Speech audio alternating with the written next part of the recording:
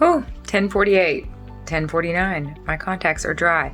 CarniVLOG number 8.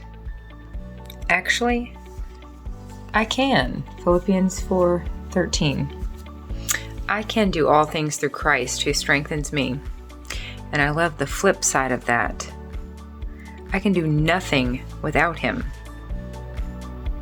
I can't take a breath or have a thought without the gifts he's given me of lungs and a brain. I talked about that at the Sunday morning church this past week. That a lot of us know Philippians 4:13. I can do all things through Christ who strengthens me. But the flip side is John 15:5. I am the vine, you are the branch. Unless you remain in me, you can do nothing. That's the truth. I love that. And that is the whole truth. And by the way, I thought it'd be so funny to have a shirt that just said, actually, I can't. I tried. I tried. I can't. There's a lot of things I have never done, nor do I expect to while I'm here on this earth. But completing this carnivore challenge is one that I am doing. I'm right in the process. So today is day 25 out of 100 and day 22 out of 30, nothing but beef, butter, bacon, and eggs. And it's going well. My mood, my period, and my new poodle. My mood. It's good. Like noticeably good. I think I've gotten through so much of that carb flu, that period of, it was rough, especially week 2 when I, like I've said on these vlogs, I switched from lots of steak to the carnivore junk foods, the pork rinds, the cheese, the sour cream, the rotisserie chicken that surprisingly has, check the ingredients of everything you eat. That's my little pro tip here from someone who's a pro at trying to lose weight for 30 years. Oh my gosh, even like deli. So naively, one day I looked at the mashed potatoes at the Walmart deli and said, can I see the printout of the ingredients? It's not potatoes and butter. I promise you that. It was this long. And that's the same with a lot of the rotisserie chickens. So I don't know. Take it or leave it. But that's my advice. Let me encourage you to read the ingredients of things you wouldn't think you'd need to, like iodized salt that has sugar in it. Okay, so I think I've gotten through so much of that initial shock to my system and that just debilitating exhaustion. I just kept going and it was so hard. I was like, my husband was laying in bed the other day. He said he was so exhausted. He said, I feel like my arms are Velcroed to the bed. I was like, ooh, I like that. That makes sense. I get that. I always say, I feel like my limbs weigh 1,000 pounds. Like you just imagine you're laying in wet concrete and just smushing your bed down. You're so tired you can hardly get up. That's how I felt for a couple weeks. And I'm so glad I pushed through and kept going and reached out. Push through and reach out. I reached out to my buddy Glenn. Glenn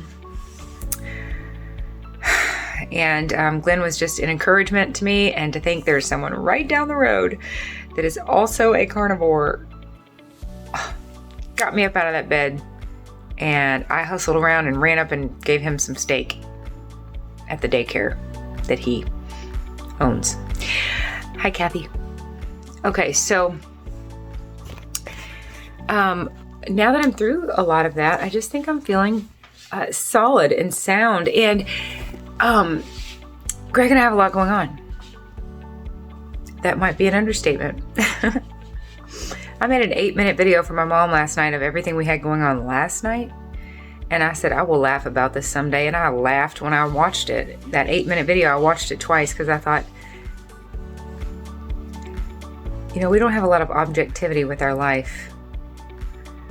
But to just see 8 minutes of mine right now, it made me laugh. So it's really exciting to me to think that with everything going on, I can count on having energy. In fact, I was making a meal today thinking, I don't think I could keep up with everything that we have in motion right now, which is so much. I'm looking at our calendar right now, and we're double, triple, quadruple booked every day. I told Mary on Sunday we're going to celebrate her birthday and the kids' rebirthdays.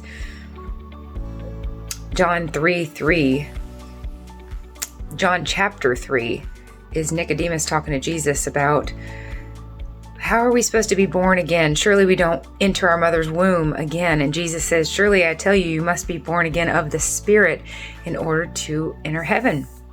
So my kids, we celebrate their 5, 10, 15. So it was 7 years ago that they accepted Christ. And we celebrate on May 10th. I want to every year. One year we did a big bash and even did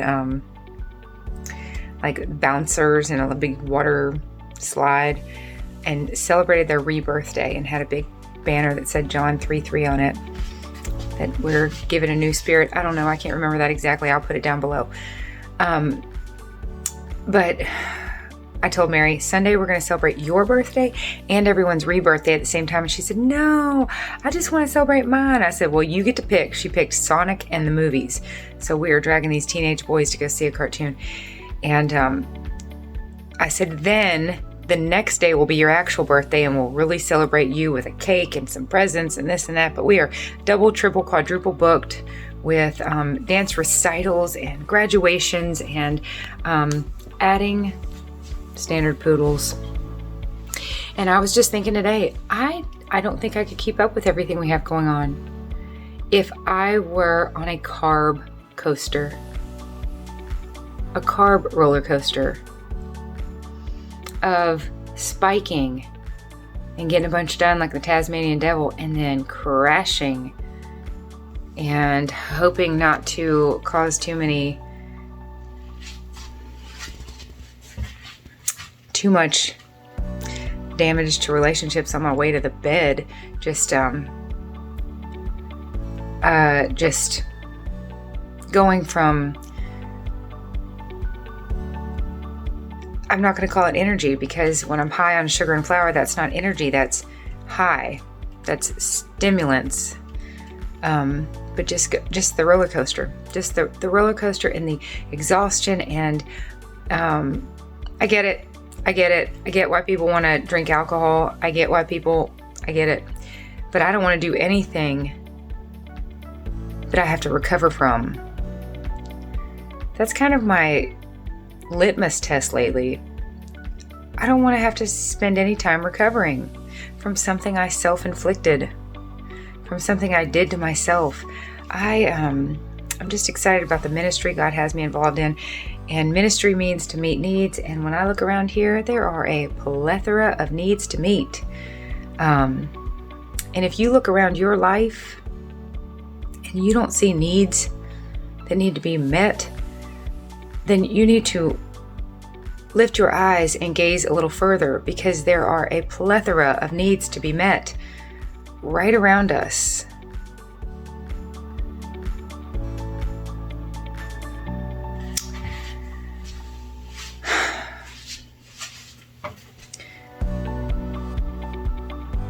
So this diet, I'm just excited about this new reality that I can count on energy. I can count on having the energy to do things, especially as my body's acclimating to the different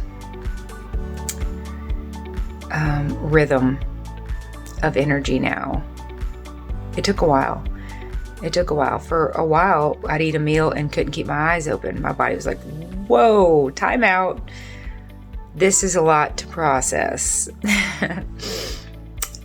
And I would have to sleep, just about have to sleep, and allow my body to digest. But my mood, I was at the ballpark tonight with Othello, our new poodle, and Mary, and I I was standing there watching Clara play, thinking, I just feel happy. I feel calm. I feel good. I feel rested and energized. I was like aware of how nice it felt outside. I was aware of how comfortable these dirty clothes are that I had on, and my lawn mowing shoes with a big hole in them. Franklin's shoes, if they're right here, I'd show you. They are right here. Look at these shoes that Franklin had on, I noticed today. That's what his shoes, he wore those to school. And I was giving him a hard time about that. I said, Franklin Myers, his toe was like sticking out. He said, well, I really kind of went crazy at football today. I guess so. These are Hey Dudes. These are expensive. In fact, they're for sale. Anybody want these? I'll make you a deal. I'll give you a good deal on them. But I was looking at his shoes and I looked at my own. My own had big holes in them. I had my lawn mowing shoes on, and I just felt good and comfortable and calm and happy. I noticed that earlier today when I was out walking around with the poodles. All three of them just romping. It's our poodle pack. And I just thought, oh, I feel so happy. Just good, just happy. And tonight we went crazy cooking a bunch of steaks. And again, happy. This food that I eat is energy. It's not a spike. So I don't come down off of it. I feel steady, and my mood feels predictable. Okay, so that's been wonderful. My mood. My period. Let's talk about my period, shall we? I don't want to lose it. I hear a lot of women lose their cycle going carnivore. And I could see why, because if you starve your body, it's going to stop doing anything it thinks it doesn't have to do. It's going to keep our brain going and our lungs going and our heart beating. But it's going to say, hold up, we do not need to reproduce right now. So we're going to put that on the back burner. We don't have the energy to do it. So,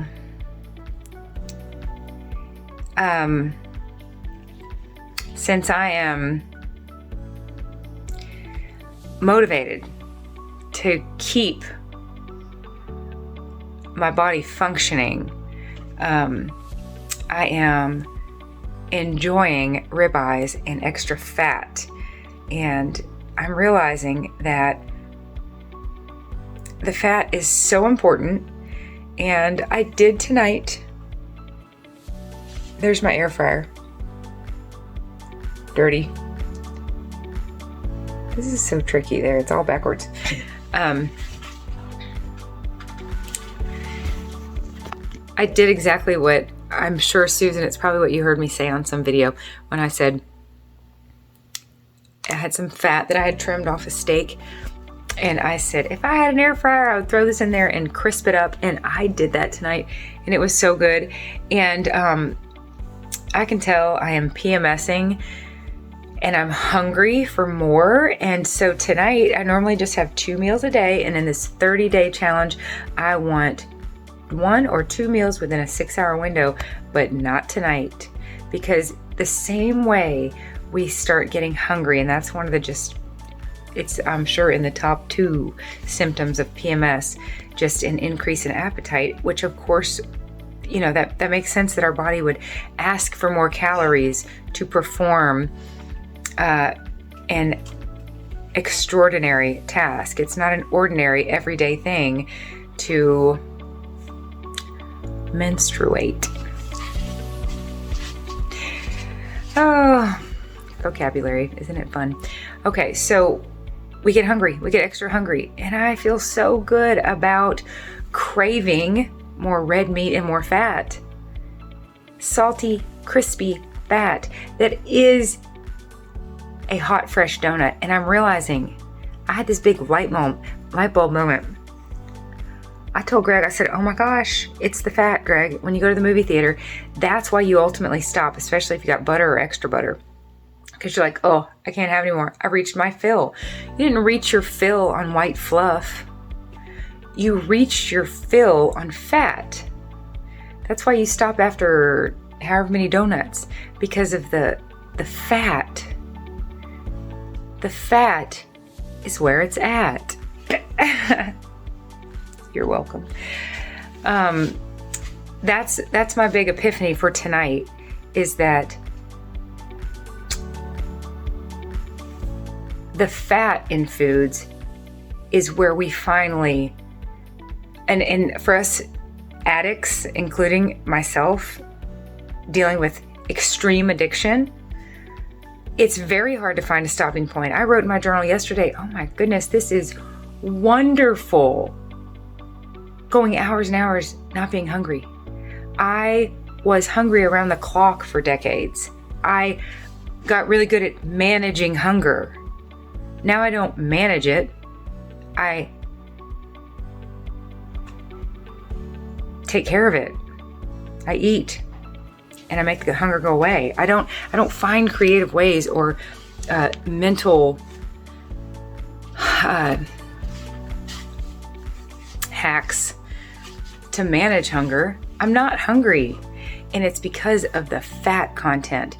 It's that same feeling when, for many of us that think we never get full, we do every once in a while.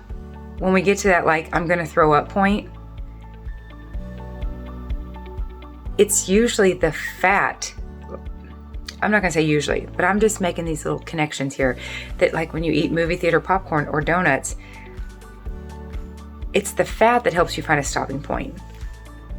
So to cut out everything else and go for the fat, well, you find a nice little stopping point. So I'm gonna show some pictures here in a little bit.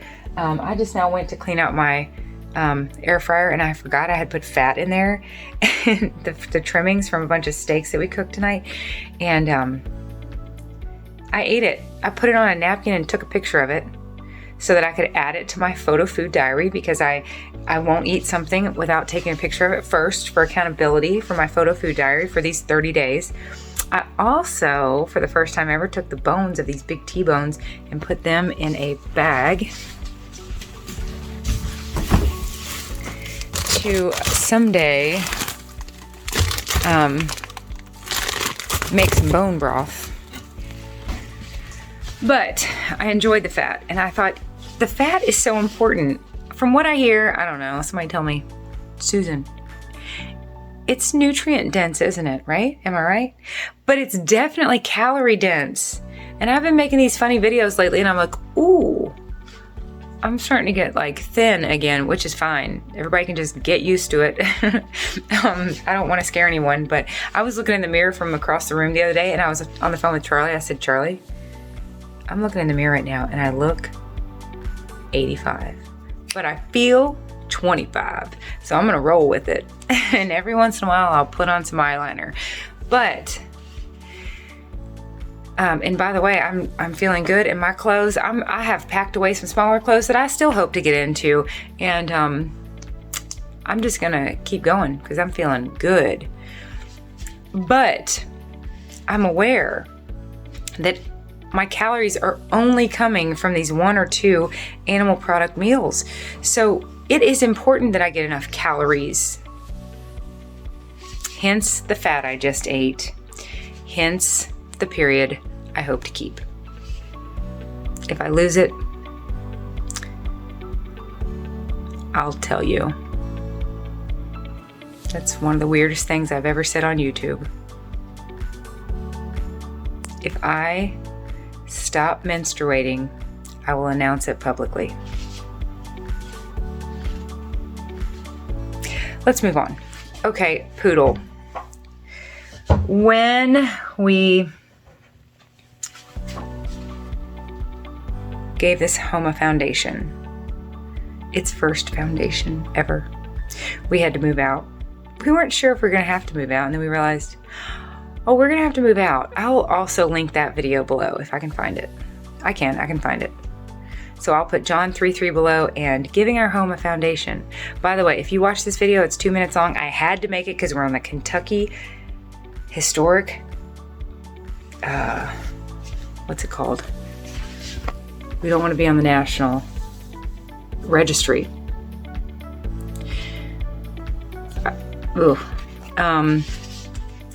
If we were on the National Registry, we'd have to get permission to change paint colors around here. Being on the Kentucky one was bad enough. I had to make this video to prove to people that we were going to maintain the integrity of this old home, and oh my goodness, a bunch of stuff to get permission for us to remodel. But when you see these pictures strung together, what's really funny is we had no idea what we were getting into. We didn't even cover our TVs. So a crew came in and took 20-foot beams out from under my bedroom floor. You could see where animals had been living there for almost 200 years. This house is 193 years old. And beams, 20-foot beams went out my bedroom window.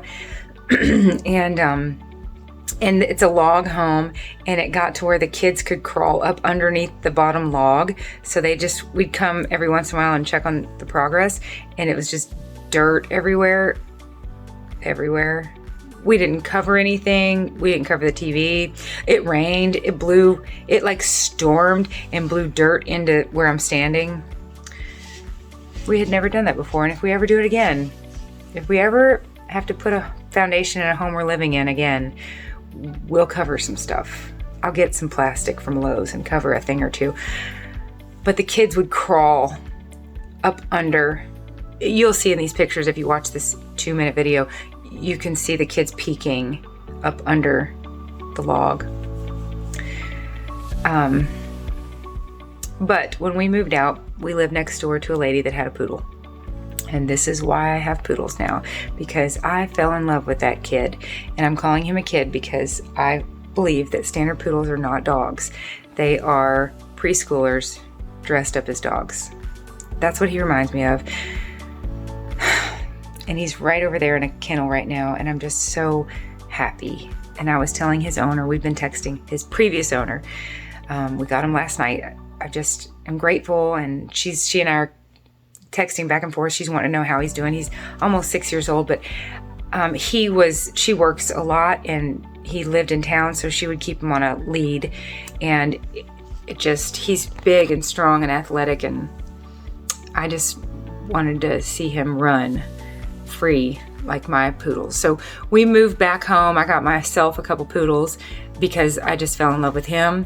And just a few days ago, I realized that she was still thinking about, or she had started thinking about rehoming him, and I was like, pick me. So we worked it all out, and she did. She picked us, and she let us have him after 3 years. So it's really neat. We've come full circle. I wanted Othello, moved back home, got Walter and Jubilee, and now we have Walter, Jubilee, and Othello. So that is our poodle story. He's fun. They all have very different personalities. Jubilee is, she's kind of a busy body. She's curious about everything, but she's terrified of everything. So she sticks her nose and stuff and then squeals because she's gets all up in your business, and then she's scared. She like runs to Othello and then screams like he's gonna kill her. Walter is so laid back and avoids confrontation, which works out really well because Othello is huge and sweet. He acts like a little bitty kid. He's almost 6 years old, and he clearly wants to be like the boss. That's fine. He can be the boss. He's the oldest, and I wouldn't have these other two if it weren't for, I don't believe I would. Let's just say meeting him had a huge impact on me, and I think it's in large part why we are poodle owners. So there's that, my mood, my period, and my poodles. Here's some pictures. That's it for CarniVLOG number 8. Things are going wonderful. I'm gonna get to bed. I can look at the calendar here. We've got a big day tomorrow. Mary's graduating. Go Mary. That's it. I love you dearly. We'll talk again soon. Bye. I should mention, we gave Othello to Mary as an early birthday present. She turns 6 on Monday. And she's always saying, why does everyone have a dog but me? Which is not true. Greg doesn't have a dog and Charlie doesn't have a dog. Everybody else has a dog. And so Othello is hers. He came with a big red bow. She's extremely proud of him. And if he wears a regular leash, a regular collar and a regular leash, he will take off running and knock her over. And he made her cry today because he pulled the leash so hard it burned her hand. But if he wears this little thing around his nose and then around his ears like a halter on a horse, you would think we took this poodle and got him like ready to show. So here's Mary with her poodle. She's so proud, as she should be. She is an excellent little poodle mama, and she is taking excellent care of him. Oh my goodness, she feeds him and waters him, and took him to the ballpark tonight, and it was adorable. He's a kid magnet. And Mary made it known that he is hers, and she taught everyone how to pet him and how not to pet him, and she let one little girl hold him, but she mostly did everything because he is her poodle. She is so proud. So that's it. Good night. I love you. Bye. One more thing. He's getting groomed tomorrow, so he will be able to see. He looks like a little sheepdog. It does not look like he can probably see very well right now. Tomorrow morning, he's getting groomed like our other two poodles. So I'm sure eventually I'll show you his big reveal. But just so you know that when you see these pictures, it looks like he can't see. Tomorrow, he'll be able to see. Bye.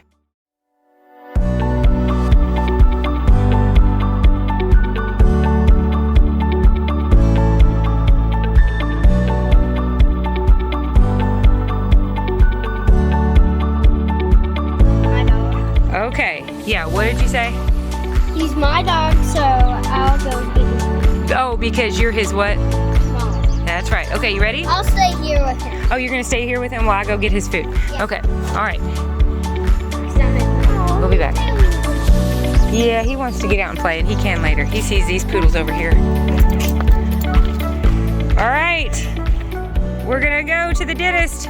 Mary, do you love your new dog? Yes, he is humongous.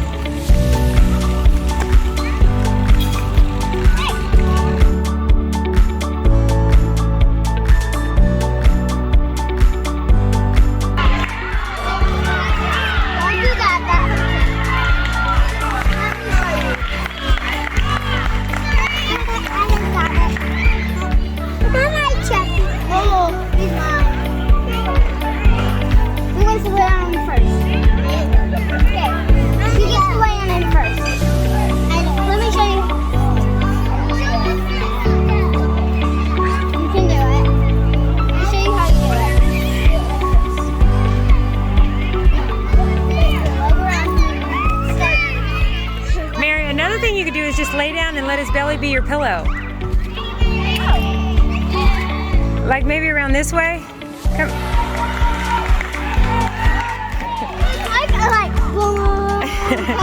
Hey, go around that way and lay down and let his belly be your pillow. What way? Like around that way, and you can just snuggle up. Like put your head right there. Okay. No, like go around where your friends are sitting. Just tell your friends, excuse me. There you go. Try that. And just kind of lay back on them and you can look up at the sun. Well, the sun is way back there. Basically, it's the blue sky without clouds. Is he making you bounce? Yes.